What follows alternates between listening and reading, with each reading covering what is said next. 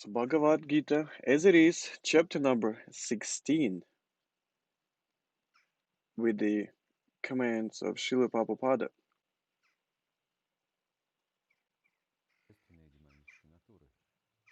So this chapter is called the divine and demoniac natures. Well, we can see people can differentiate very much from each other in their thoughts, in their behavior and actions, in their determinations. It's also said, as many people, as many points of view. So it's really complicated to understand the behavior of people, especially for the ordinary people. The people are just shocking each other with the determinations and the way they're thinking, the way they act. And the further you go, the more differences you have. It's just like a polarity. So this world of relationships of people is very complicated. So we have already read the 14th chapter of Bhagavad-gita, where gunas of material nature were described. And we've realized that the behavior of each person, its actions and thinking, depends on which guna is influencing him. Under each guna, the person is acting. So it gives us some understanding of the variety of living entities and of the people's deeds. So according to these gunas, there are four characteristics.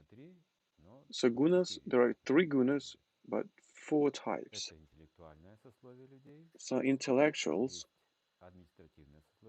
administrative category, administrators and warriors. So then the third class, businessmen, people that can be kind of productive class that support the economic of the country, and the working class. So the working class is under the influence of the ignorance mode. They're not interested in power or financial deals. So they are recommended by the nature to engage in some physical activities and to serve to other classes. So then the sellers and businessmen, they are in a combined guna. So that's why we have four categories, because they are combined. So it's two gunas, passion and ignorance. Some activities added here that makes these people successful in terms of benefit, like material benefit. It means that they're more interested in physical things rather than spiritual ones. So they do things just to get some benefit, to get some income, just for the material prosperity. So then the next class, the administrative class and the warriors, they are in the mode of passion. They do not work the way the sellers or businessmen are working, on just simple workers. So they organize the labor. It's not just enough to work for them. So they say that the society should be organized and the income should be spread. It is distributed. So we have to distribute this income so that the society is prospering, so that there is no big difference between the rich and the poor ones.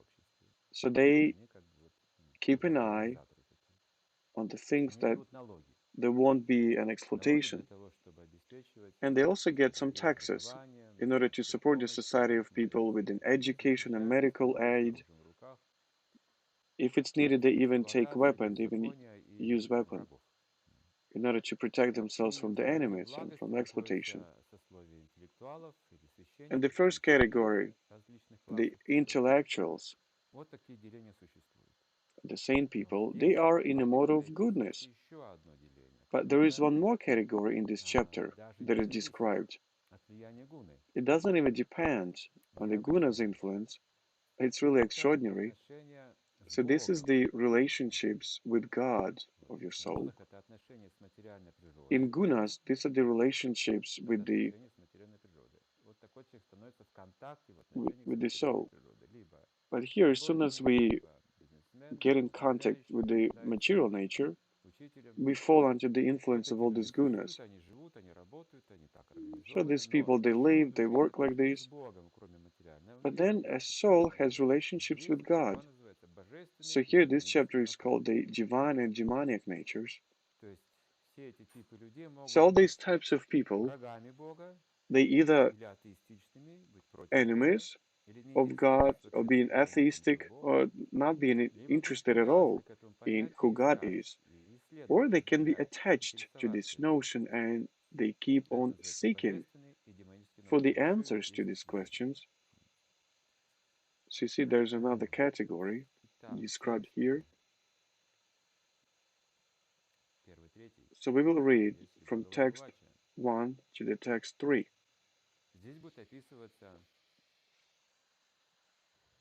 So here we will have the description of the divine qualities in these first three texts. The Supreme Personality of Godhead said, fearlessness, purification of one's existence, cultivation of spiritual knowledge, charity, self-control, control of your feelings, performance of sacrifice, study of the Vedas, austerity performances, simplicity, non-violence, truthfulness, freedom from anger, renunciation, tranquility, aversion to fault-finding, compassion for all living entities, freedom from covetousness, gentleness, modesty, steady determination, vigor, forgiveness, ability to forgive, fortitude, cleanliness, and freedom from envy and from the passion for honor. So these transcendental qualities of son of Bharata belong to godly man endowed with divine nature. So this is the divine nature. So that is, this nature can be emanated in the material world, but it doesn't have the material reason. You can just outplace these qualities in people. The source is the matter. So the material education, the material uprising. So these are the divine qualities. They're coming from another source, from God. So the one that is interested in God, interested in the absolute truth, he is developing these qualities eventually. So exactly from this source is the person filling himself with these qualities. We see that it's impossible to replace these qualities with the material education or morality. It's not enough. It's not going to be enough. Why? Because these material qualities imitating these divine ones, they're more kind of a mask, kind of a veil to the demonic qualities. We are taught to do it, matter of fact, in this material culture. So we are taught to show it on the appearance, but inside we might be different. This is kind of an imitation. But even though when we imitate these divine qualities, they help us to live in this material world. If we are said we have to forgive, well, how else are you going to live peacefully on this planet? It's either he killing you or you killing him. So when there is a war, we just have to forgive each other. We don't want to tolerate it. Let's just forgive each other. Otherwise, there will be no peace. But in my heart, I still cannot forgive some things. I just do it on the surface. So this is only possible from God. So this internal world, it has to be enlightened with a specific kind of happiness. In order to get rid of these internal problems, and at this, I'm an educated person, I try to follow the etiquette, I try to control my speech, I do my best to do it. But anyway, inside. It's like a hell of all these demonic qualities in myself.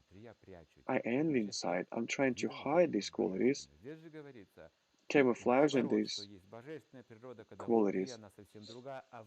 But the divine qualities are all different. So probably a person is doing something wrong on the surface, but inside he's got these divine qualities because in the material world it's impossible to do everything in a perfect way. Any person commits some mistakes. It's just a person's nature. It's natural to make mistakes for a person in this world. Even in school, I remember when we were getting some marks for our homeworks, and then we were said that it's natural, it's okay for a person to make mistakes.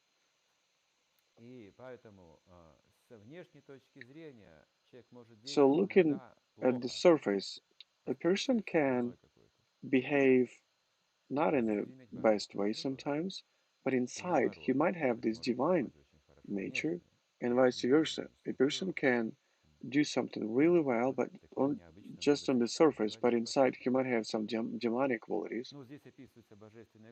Well, here all these divine qualities are described. So in the very beginning of the 15th chapter, so the Lord told Arjuna of the banyan tree in this material world, the extra roots coming out of it were compared to the activities of the living entities, some auspicious, some inauspicious. In the 9th chapter, also the devas are godly and the asuras, the ungodly or demons, were explained. According to Vedic rites, activities in the mode of goodness are considered auspicious for progress on the path of liberation, and such activities are known as Davi Prakriti, transcendental by nature. Those who are situated in the transcendental nature make progress on the path of liberation. For those who are acting in the modes of passion and ignorance, on the other hand, there is no possibility of liberation. So these two obstacles are very strong, ignorance and passion. They're just extremely difficult to get rid of them. Matter of fact, it's impossible for just an ordinary person to get liberated from these gunas. So we need some help with the divine quality, divine nature. The ignorance is as deep, is that deep that a person does not even understand he's in this mode of ignorance. Even though sometimes he might understand something, that he's acting ignorant, he cannot understand the whole depth of it. A person is identifying himself with the material qualities, and to get liberated from this behavior, from this set of mind, it's almost impossible. Even if you tell yourself that you're not this body, you're a soul, you feel as a body, first of all, because it's an inborn quality. From the very birth, we feel physical body. We feel like we are physical bodies. We are very naive. We can't even imagine the internal soul, our eternal nature, just because of the ignorance. So this is the biggest problem. And passion, it makes our ignorance active. So there is a belief, if I work more, if I work harder, I can improve some things. I can do some good things in this world. I can change it. And that's how I will be happy. So that's why all people are deceived. People are just like insane. They work non-stop and they never get the result they have been waiting for. Because of these two modes, passion and ignorance, they're very dangerous. And of course, the mode of goodness, it gives us the path for liberation, but with the help of these other two gunas. In this, the guna of goodness, we will be able to see these divine qualities, and they have to become our nature. It's not just our appraisal or our external nature. These qualities should become our nature. So that's what it's called the new birth. I can either use my mind to become humble, or if I have this nature from the very birth, it will be much easier for me to cultivate it. So if you have these evil memories, you will suffer. But the divine nature, it liberates me from all these problems. So unless these divine qualities not our nature, it will be difficult for us to live with this divine nature. For example, to forgive, to love people we hate, and so on.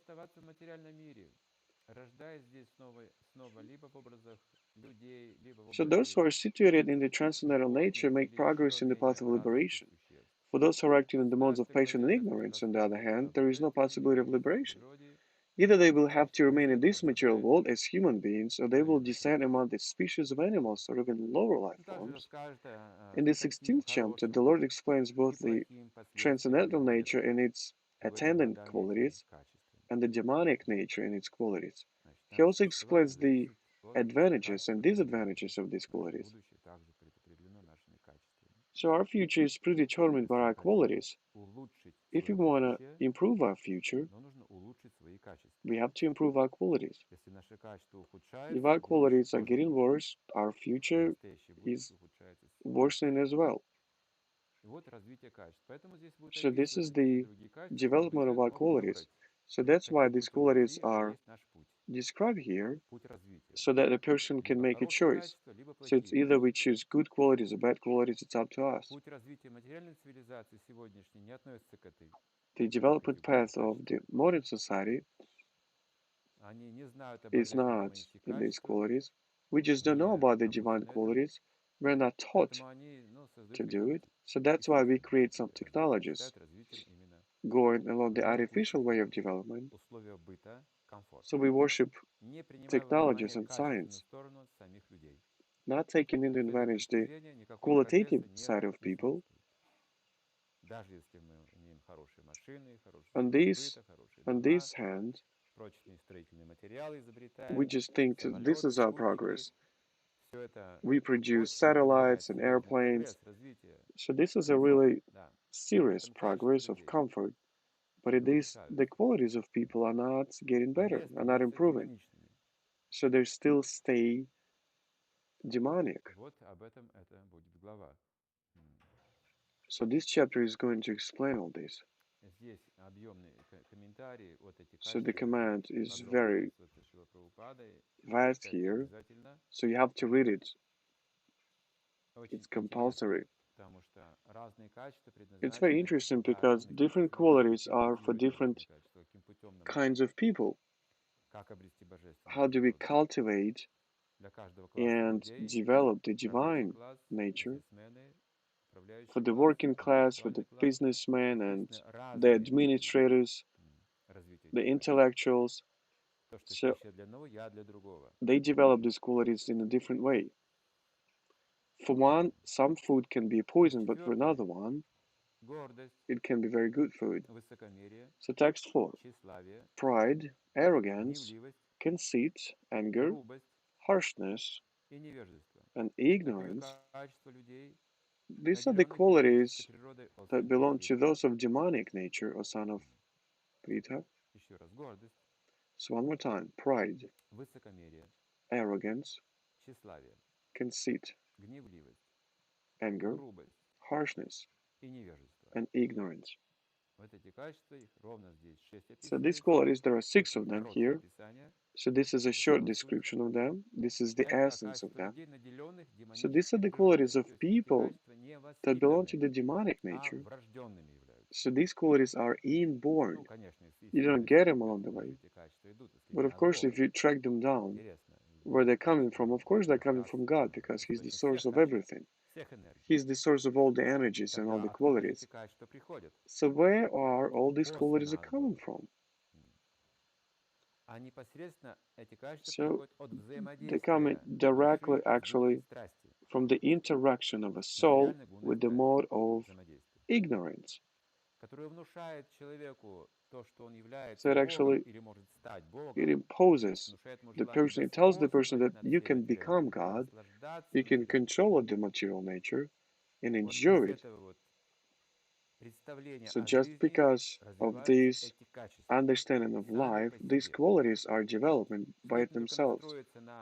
You just have to tune yourself to the exploitation of all the natural resources. I will start developing these demoniac qualities in myself. I'll become an exploiter. So first we exploit the material nature. See, I don't harm anyone. If I get some woods, some fuel, I think to myself, I'm not doing anything bad. If I even go to forest to collect some herbs, to get some woods. So first I start exploring the nature, but then in order to enrich myself, I hire some people. I exploit people so that they work for myself, so that I have more income. So I hire a lot of people and then I just use them. If I'm an intellectually developed person, I can somehow make these people work for me and I can become a very prosperous person. So first of all, the first stage, we're just trying to use the nature. And then when there are a lot of people doing the same, they have a competency, a competition. They fight for the source of fuel,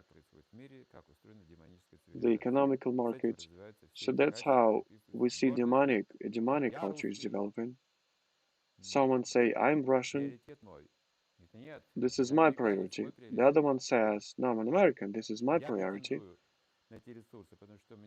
So I want to have these resources, we say, because I'm more intellectual, I'm wiser, my weapon is more powerful.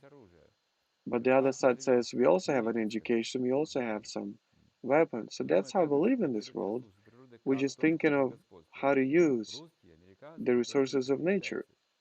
Then we think of either Russians, Americans, or Chinese controlling the whole world. So we can hide all these qualities except just one. So pride, it can be concealed.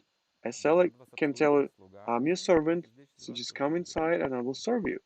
And anyway, it will get a benefit out of you. Just arrogance cannot be concealed. So this quality is always on the surface. Arrogant person, you can always see him. If you don't, if you don't treat him in a good way, it will become your enemy. Just make one mistake and he will not trust you anymore.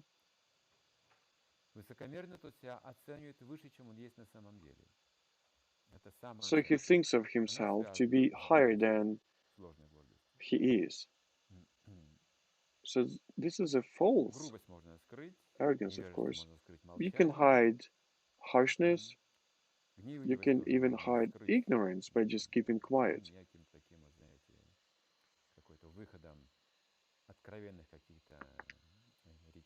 Well, sometimes you can be really genuine, even to give some genuine speeches.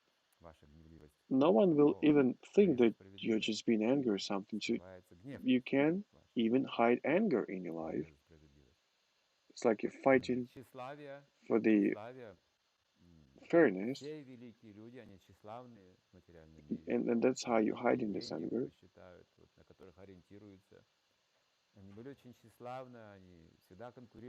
So all the people that want to get a control of this world, they're all very arrogant. They keep competing with each other. They fighting each other to have a control over the planet. It's everywhere.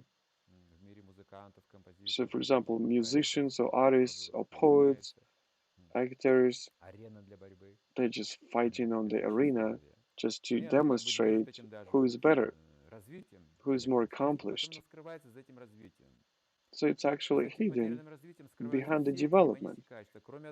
All the demonic qualities are hidden behind the progress. But arrogant people, they cannot even live together with each other. There are some countries that are enemies to each other. Even in the societies of these countries, people are very, their the set of mind is enemy-like. So unless we have these qualities, until we have these qualities in our societies, we will have some problems. So that's how you can make out either it's a person with demonic or divine qualities standing in front of you. A person endowed with divine qualities thinks of himself as very low. He's very humble. So in this text 4, the comments to the text 4, it says that in this text, in this verse, the royal road to hell is described. The demonic want to make a show of religion and advancement in spiritual science, although they do not follow the principles. They're always arrogant or proud in possessing some type of education or so much wealth. They desire to be worshipped by others and demand respectability, although they do not command respect. Over trifles, they become very angry and speak harshly, not gently. They do not know what should be done and what should not be done. They do everything whimsically according to their own desire, and they do not recognize any authority. These demonic qualities are taken on by them from the beginning of their bodies, in the wombs of their mothers, and as they grow, they manifest all these inauspicious qualities. So the person is so determined, he's so sure that these are his real natural qualities. He's not even thinking about cultivating humbleness. This is like a shame to him. The absence of envy, you become infantile. So if there's no envy, how can you live? Pride, envy. So these are the movers of the progress. I'm rich and I want to become even richer. I want to be the richest one on the planet. So we are comparing. This is enviness. So such people, they do not even think that there's another path. So they think that to develop these qualities is the path. So this is the nature. There is no divine nature. It's no such thing as this. It just doesn't work. It doesn't function. So then they don't see it working. So now, text number 5.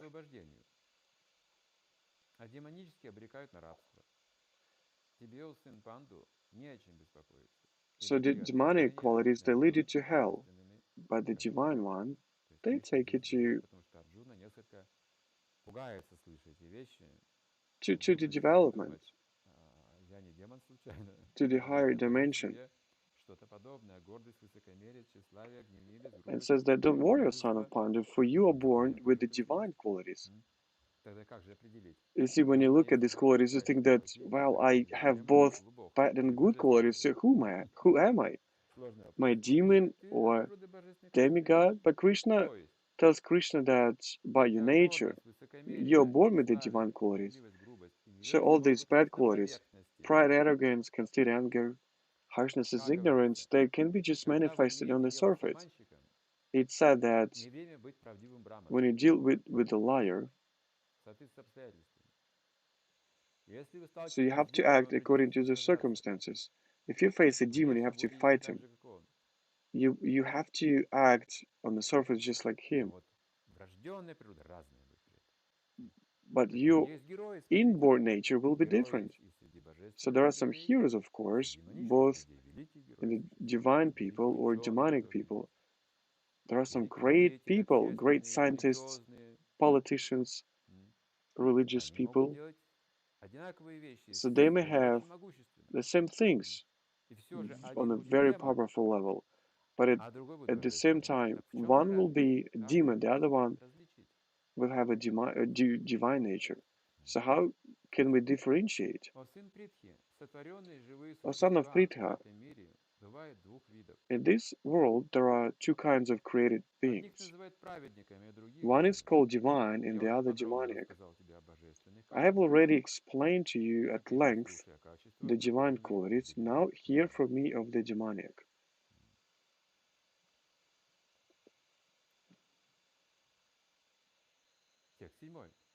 Text number 7.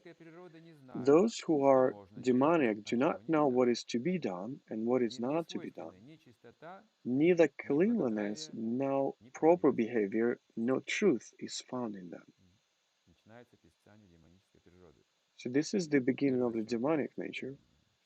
So first, that it started off from, they do not know what to do and what not to do.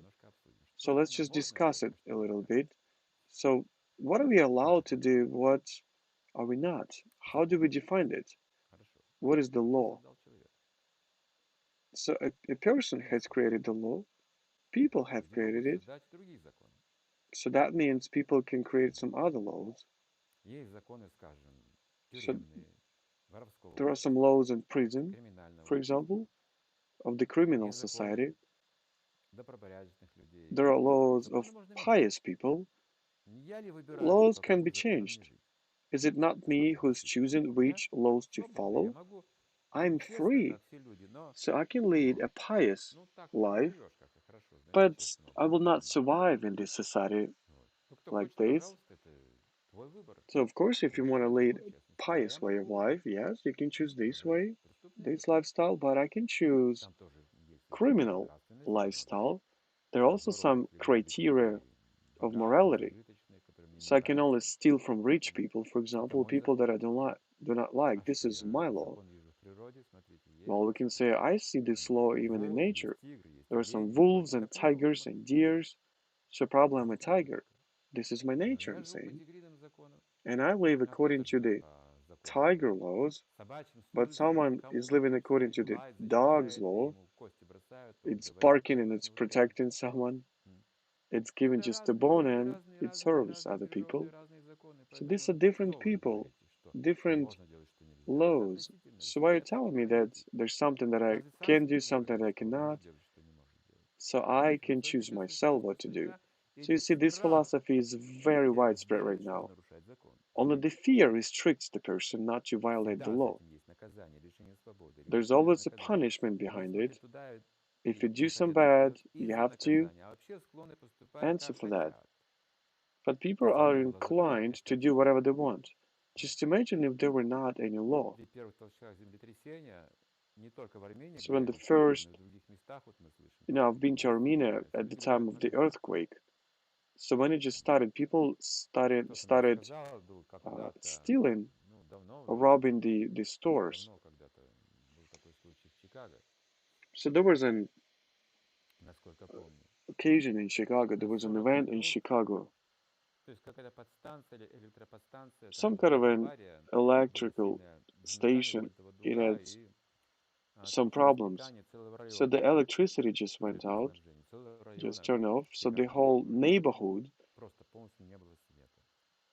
it just turned out to be without any electricity. So for just 40 minutes, in just 40 minutes, the biggest supermarket of this city,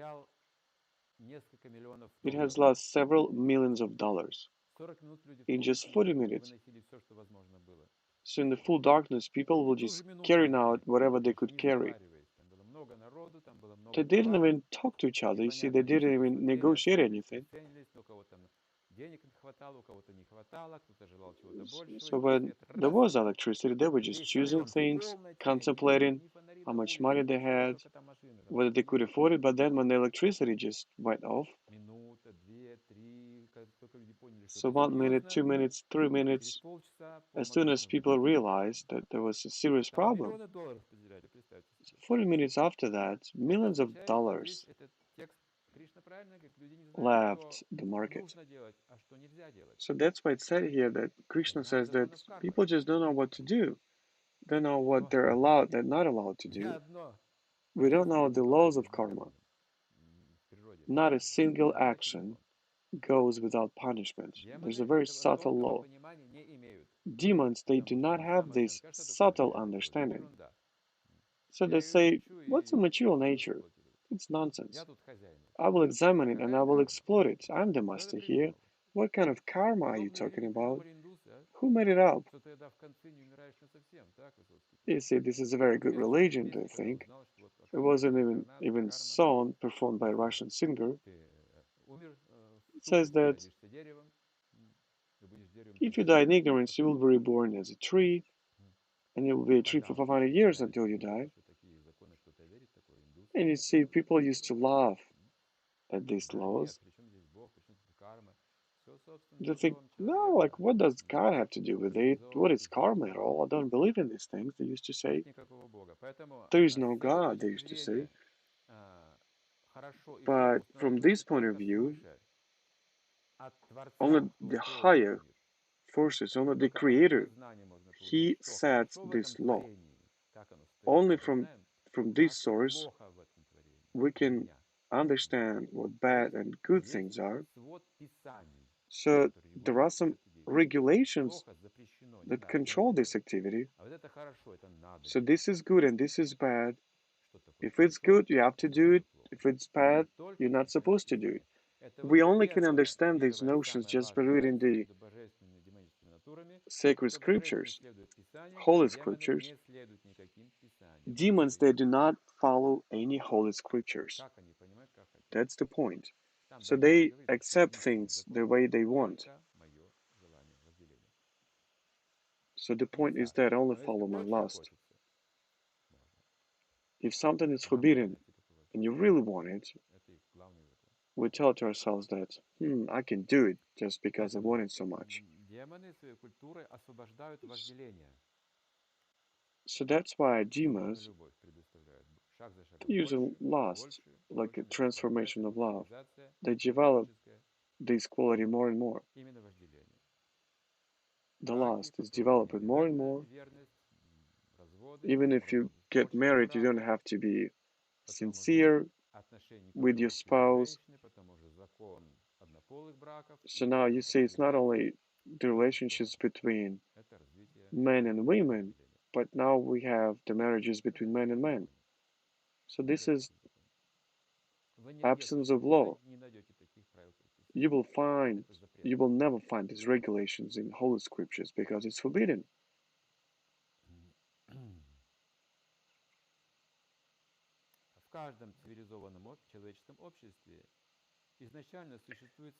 Every human society has some regulations, some laws. In Arya society, the followers of Vedas, the regulations are as harsh, as strict. So the demons are considered to be people that do not follow any of these regulations. That's why it says in this verse that demons, they do not follow Shastras and they have no desire to follow them. Most of them, they do not even know all these laws. Even those who know about them, they're not inclined to follow them. They don't have either desire or belief to follow them, both in service and even inside. They're not in demons. So you should always clean your body. You should keep it clean. You have to take a shave. You have to wash your face. You have to change your clothes. As far as the internal cleanliness is concerned, one should always remember the holy names of God and chant Hare Krishna, Krishna Krishna, Hare Hare, Hare Rama, Rama Rama, Hare Hare. The demons neither like nor follow all these rules for external and internal cleanliness. So the one who doesn't chant the names of God is considered to be demon. It's very strict. If you do not follow these regulations, and if you do not chant the names of God, this is a demoniac culture. If you do not keep your mind in the divine consciousness, this mind becomes demonic. Everything that gets detached from God becomes demonic. So first thing that we have to do, we have to connect with God. So then we can be able to control our feelings. That's how we can feel the presence of God. But demons, they say, first of all, I need to see him, and then I will think. So give me some proof. No, first you have to direct your mind in there, and then your feelings, then you will be able to see. But in order to direct your mind towards God, you have to possess divine qualities. You have to cultivate humbleness. That's a barrier. Well, I think, well, of course I can think of God, but you're still living in demonic qualities. You can't feel God. You will have perverted understanding. You will see some kind of an old man, like bold man creating this world or destroying this world. Probably this God that you're imagining will be fierce. So this is the creation of atheists. But when a person is cultivating humbleness and chant names of God with love, so that's when he will be able to see God as he is in his real form. He's the closest friend of every living entity. That's who God is.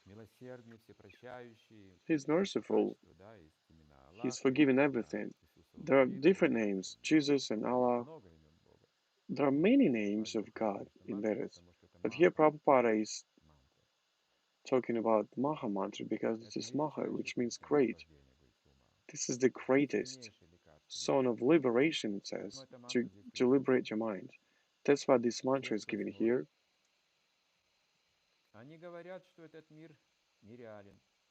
So now text number 8. They say that this world is unreal, with no foundation, no God in control. They say it is produced of sex desire and has no cause other than lust. So demons, they just think that this whole world has no reason, no effect, no controller, no purpose. Everything is unreal.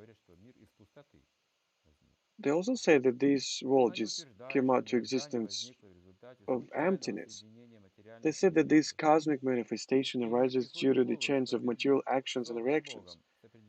They do not even think that the world was created by God for a certain purpose. They have their own theory that the world has come about in its own way and that there is no reason to believe that there is a God behind it. For them, there is no difference between spirit and matter, and they do not accept the Supreme Spirit.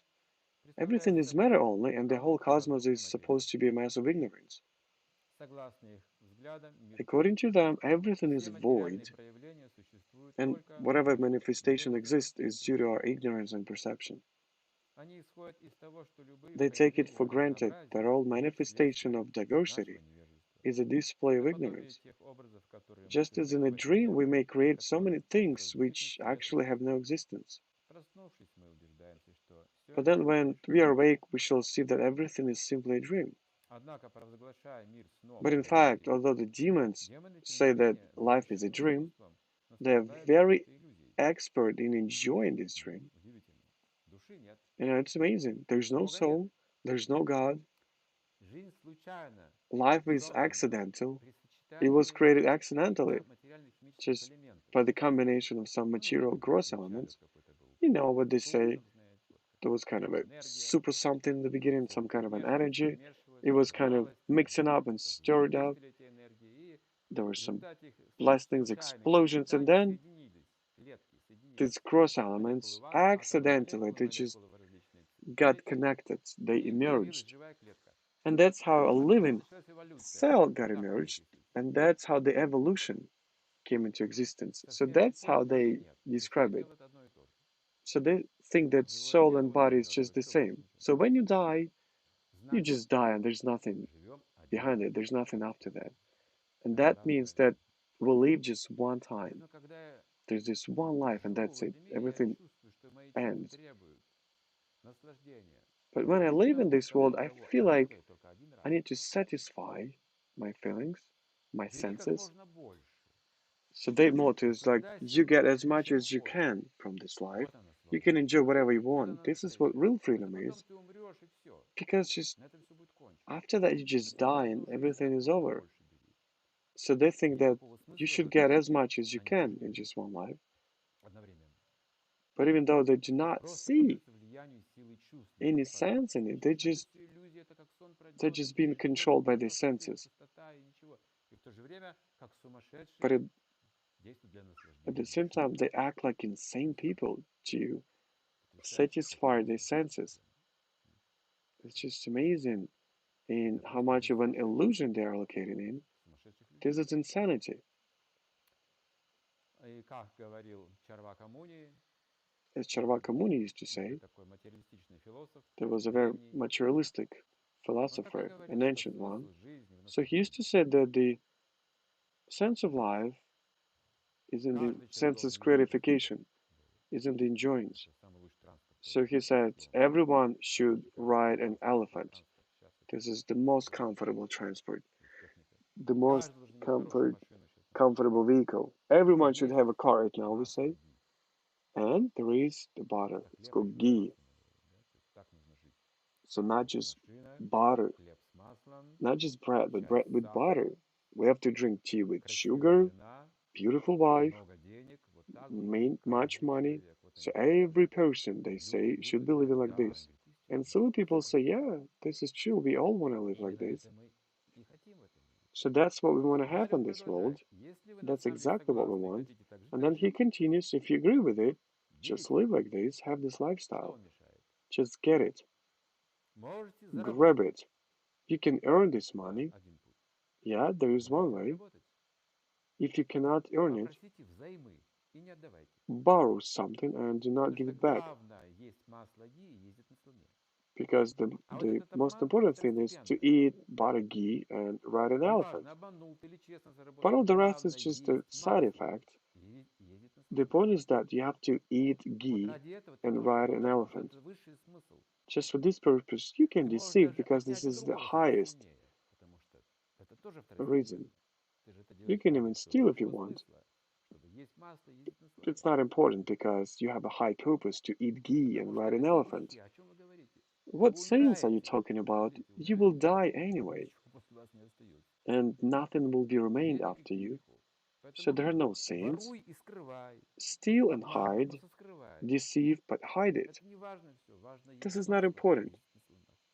Important is that you have to eat ghee and ride elephants, just to gratify your senses. Saying something about God and witnesses, sins, no, there's no such thing. You just die and that's it. So there's no witness. You die and that's it. So this is a very old philosophy. You know, a lot of people, they follow this philosophy unconsciously. That's how they treat their lives. So this is called a demoniac nature. But see, no one taught us like this. We all thought that this is all true. So the only reason in this world they think this is a loss, just for this we live here, just to reproduce and gratify our senses. All the rest is not important. Well, you are a wise person, intelligent person, just do whatever you want to do.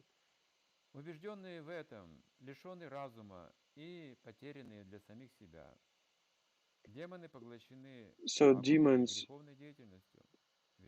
they do these very impious activities and they destroy the world. So development of this society is actually raising the level of danger in this society. We're all living in danger. There's a danger of war, epidemic, danger of conceit and lie, and all those air disasters, accidents, divorces. The world is not stable. That's what they say. So they're bringing the world to be destroyed, to the path of destruction.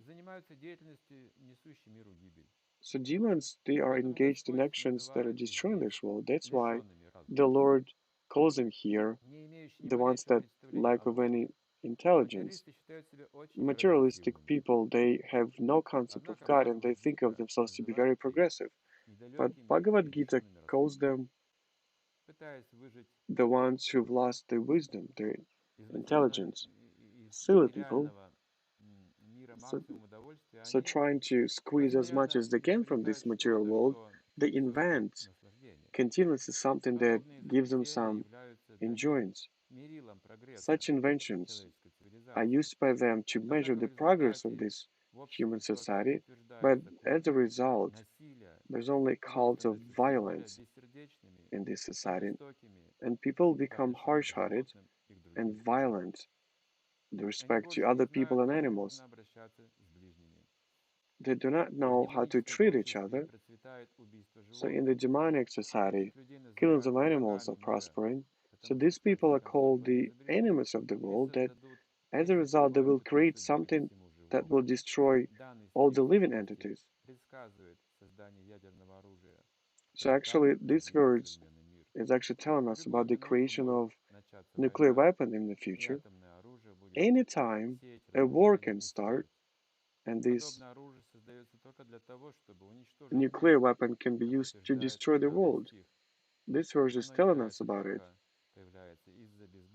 So this is just coming into existence because people have no God, and it will never bring peace to this world. No peace, no prosperity. So there are some energies that are only used in order to destroy something. We cannot use these weapons because it's extremely dangerous. And the nuclear weapon is used for that. So you remember Chernobyl. People were trying to use this energy in order to do something good, but you remember what happened. And then in Japan, remember?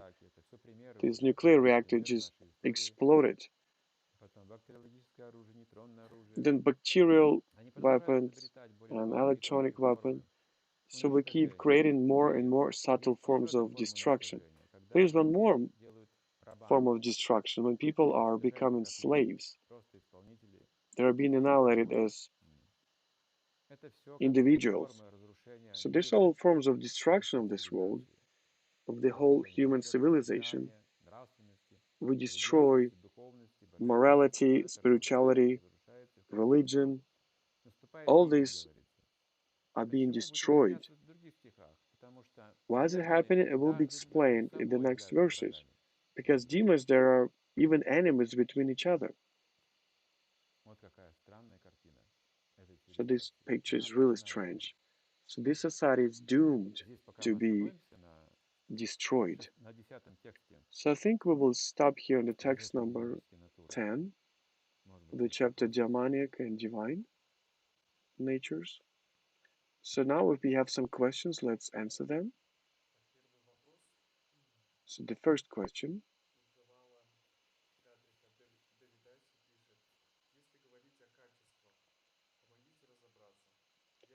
So please help me to figure out if to talk about qualities. I'm trying to figure out how to treat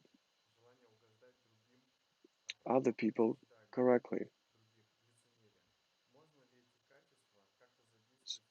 So can I somehow use good qualities in order to serve Krishna? Like the qualities of being glorified. I want to glorify some people. So why not? Glorification, beauty, power, knowledge, renunciation, all these qualities can be used in order to serve Krishna. We engage in this service, like all the qualities that we have.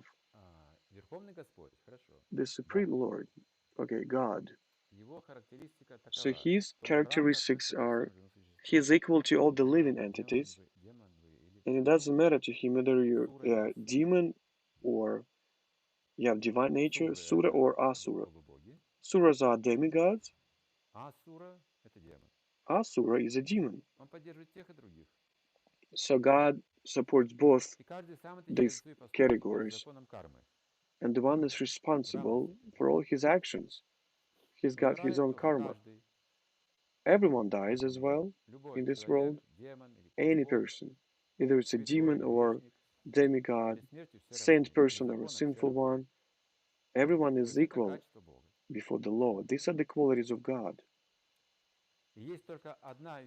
There's only one thing that makes him biased. Well, kind of biased. He personally, not the laws of nature, not some other things, he personally supports his devotees. He gives them shelter. Even though a devotee makes something really bad, he still remains to be saint because God is protecting him. Because he doesn't even pay attention to that. He doesn't pay attention to either a demon or demigod. In this world, there is no big difference. So the one that is inside, they will come on the surface, and vice versa. We're just changing roles. So, for example, there is a story of Ritrasuri. So it used to be the king of Chatraketu. He was the greatest devotee of that time. But he was reborn as a demon in the next life because he was cursed. And he also had this divine consciousness. What a combination it was. So he gave a great consciousness. Hiranyakashipu, he was also understanding who God was. He was the greatest demon in the universe. But still he knew who God was. And then Krishna, he turned into Narasimhadev to kill this demon in order to protect Prahlada Maharaj, the son of Hiranyakashipu. So he was the greatest devotee. He had these inborn qualities. Even though he was born from the semen of demon, but then by just hearing to sadhu, to saint people, he heard these vibrations. He was born in a God's consciousness. So these extraordinary examples are described in Puranas. Narasimhadev, he came down unbiased, he's unbiased to kill Hiranyakashipu and to protect Prahlada. Because Hiranyakashipu, he wanted to kill his own son. But before this, until there wasn't Prahlada, Hiranyakashipu, he was just prospering. Vishnu was not there, he was just hiding, not to bother anyone. He gave him all that he wanted. So until it was the greatest devotee. Not all the saints are devotees, not all the devotees are saints. Because Prahlada Maharaj, he was born in a demonic family, so the ancestry was demonic, but his soul was free of these things. It was liberated. So that's what the God does when it comes to his devotees.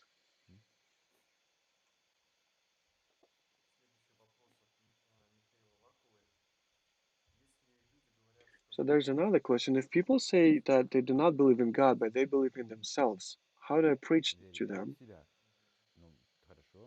If they believe to themselves, well, okay, so now you have to become powerful.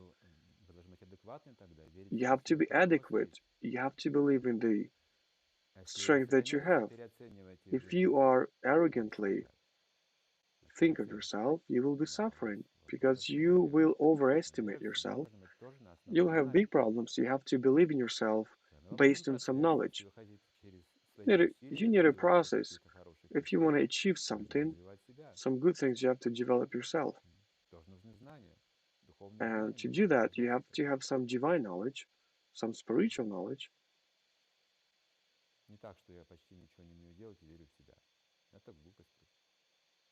It's not like I don't believe in anyone else, but I just believe in myself. So it's like, it's really silly, just like a donkey. Donkey thinks to follow the carrot every day, all day long. And he thinks to himself, if I get the carrot, I'll be happy. I believe in myself. This is too primitive if you just believe in yourself. If you believe in yourself, then you have to accept this process of self-development. It's not like you're going to some spa salons, you change your appearance using some medical technologies. Don't just work on your muscles, you have to develop yourself. So you already have computers and it's like USB drive with lots of memory, you believe in yourself. Or you can buy an airplane ticket, you can cross millions of miles. This is silly. You think you change in one place to another, you think you'll be happy? No, this is donkey silliness. This is the same carrot a donkey is following. So you have to develop your talents, deepen your knowledge, work in your siddhas. Well, yeah, probably I could agree on that if you develop yourself, if you behave adequately. I could believe. You?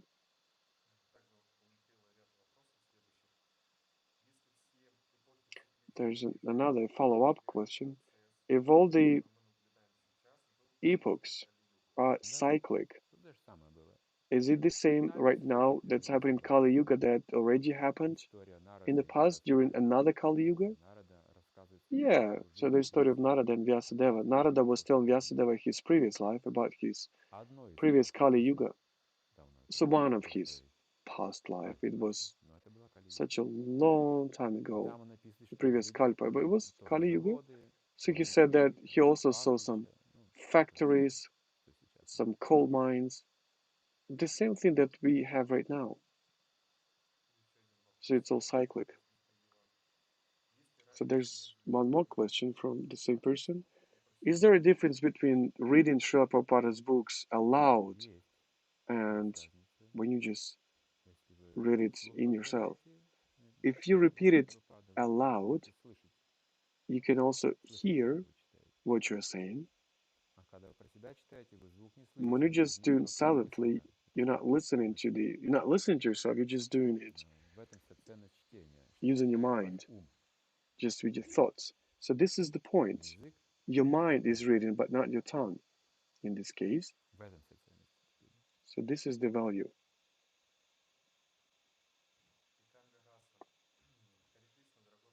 So there's another question.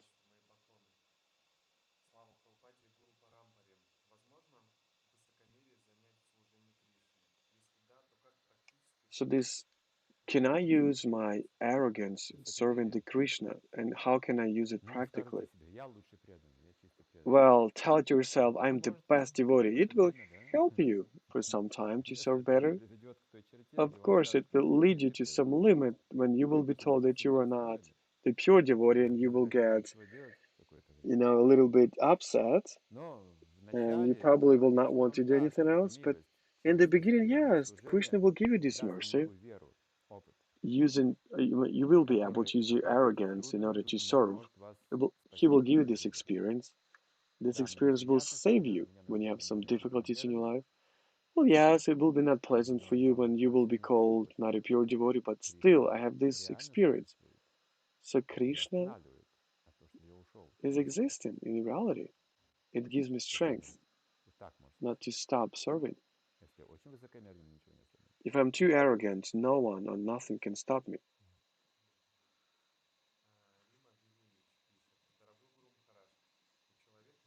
So there's another question. If a person cannot control his speech, especially in stressful situations, but at the same time he's spiritually practicing already, can I stop it? And are there any means? So uncontrollable speech and spiritual practice? Well, you just have to close your mouth and put a tape on it. That's how you can stop it. Otherwise, how can you stop it? You will not be able to control your speech without any spiritual practice. This is very strong. I mean, your tongue is so powerful. I know so many people, my relatives and people I know, so they're not practicing. And there's no spiritual practice in their lives. Though what they used to say 30 years ago, they just talk about the same things, same personality, the same words, the same emotions, plus the liquidation of the health, some karma. But the tongue is uncontrollable. So of course the spiritual practice is necessary if you want to control your tongue, if you want to control your senses, if you want to become the master of your senses, you need to have this practice in your life. So another question. In Bhagavad-gita it says that a soul living in illusion thinks that it's really acting. But matter of fact, we're conditioned by all these three gunas. So does it mean that a soul really wants to conditioned soul wants to serve to Krishna? No, a conditioned soul doesn't have any desire to serve Krishna. Only a liberated soul wants to serve Krishna. This is the essence of soul. A soul understands that it's the servant of God.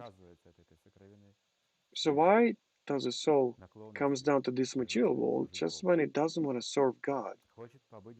So it wants to become God, to be God itself. So that's why it gets in contact with all these gunas that gives this, feeling of the things that, for example, there is no God, you are this body, you have these desires, to just enjoy your nature, be God,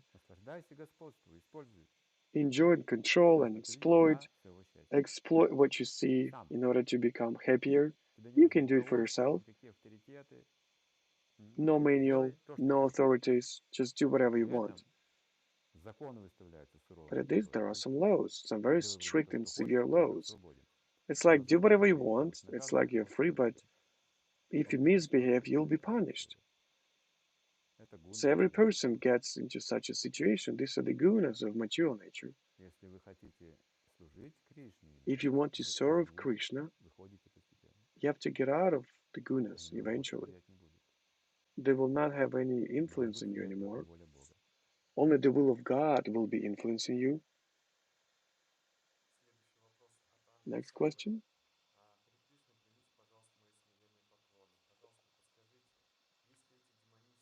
So if these demonic qualities are inborn, how can I improve them? How can I get liberated of them? How can I change myself?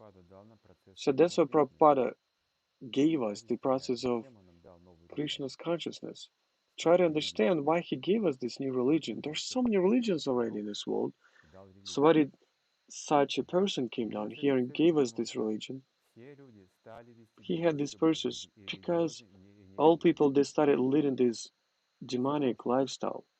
It's like everything is over. You can say that it's just inevitable. The destruction is inevitable. So that's why now the strongest medicine is given.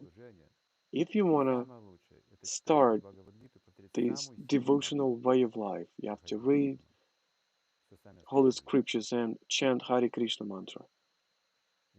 This is the most powerful thing right now. Because we already have these inborn demonic qualities and you cannot do anything about it. You know what they say? Oh, you have to be born a Hindu or someone to read Sanskrit to believe in Krishna. You have to be born in Hindu in India because they are born having this demonic nature. They think it's impossible to do. No, it is possible. If you read Bhagavad-gita and chant Hare Krishna mantra, you will see it for yourself because you're not Russian or Hindu or American. You're just a soul. As soon as you recall it, everything will become possible for you.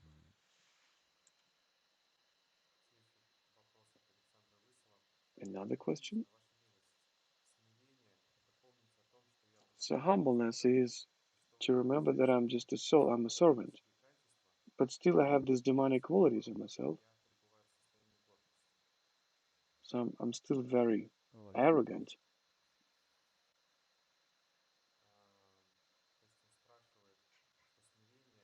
So the point of this question is that it's humbleness to remember that I'm a soul, I'm a servant, but at the same time I understand that I also have some sins, some bad qualities, like arrogance, for example, in myself. Do I get it correctly?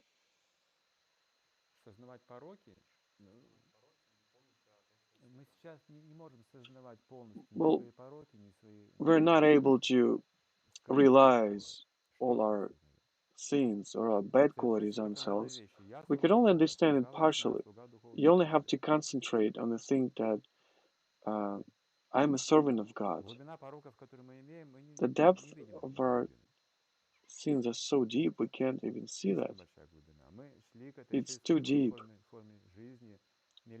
because we've been trying to reach this human form of life, millions and millions of reincarnations, and all these material bodies.